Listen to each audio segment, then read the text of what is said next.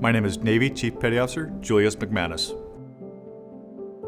During my 20 years of service, I sustained an impact compression injury that led to a spinal cord injury and multiple other injuries. So this is my wife Laura. We've been together for 30 years. We've been married for 28 years.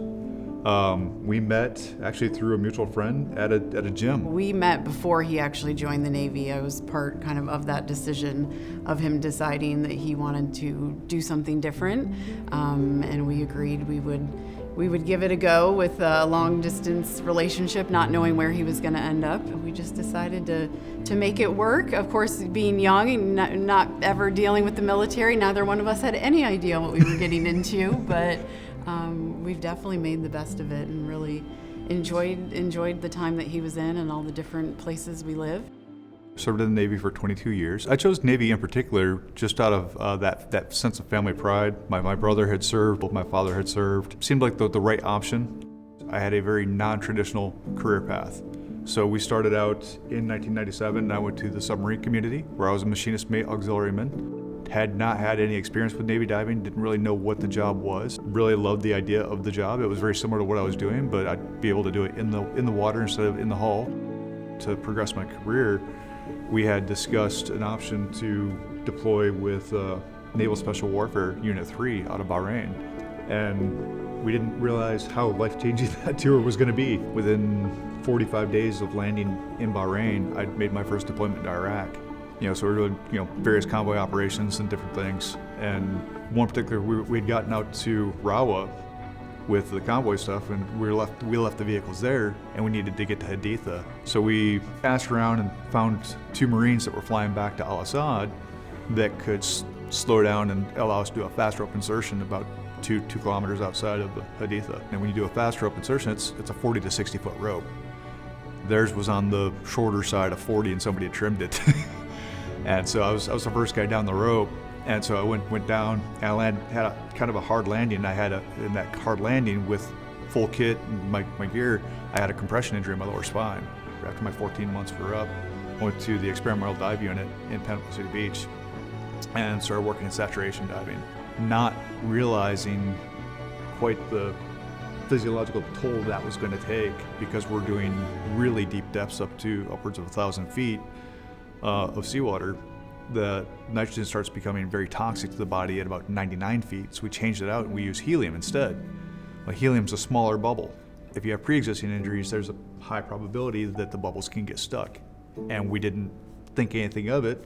My physicals were clean, my imaging was good, so that mild compression injury didn't even give it consideration, because again, tramadol does wonders. As a result of that, the nitrogen bubbles got stuck in my spine, and they created spinal necrosis. It took 10 years for it to finally degrade to the point where my disc completely disintegrated. That degradation is just continuing in my spine, and progressively laddering up.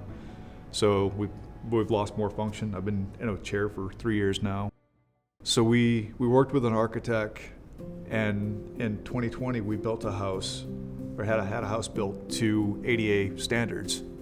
What we thought were ADA standards. It's a one-story house, still 4 bedrooms, so all the kids could be there. We didn't know what we didn't know, right? We had this amazing roll-in shower that I can get into the shower, I can get into our bathroom area in my chair, but we built a corner shower seat.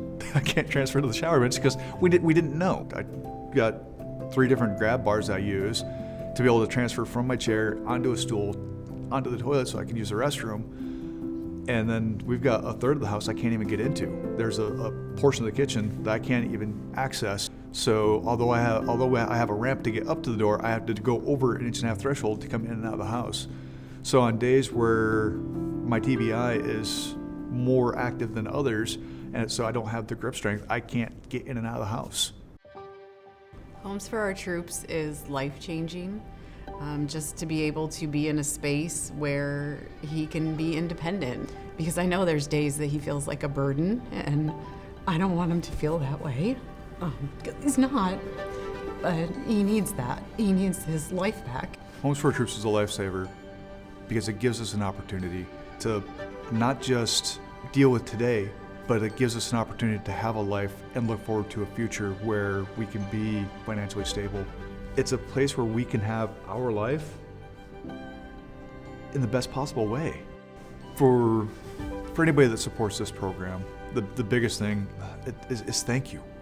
The life that you give back to us by giving us a place that's safe for us to live, where we can move, and that's adapted so that we can be independent.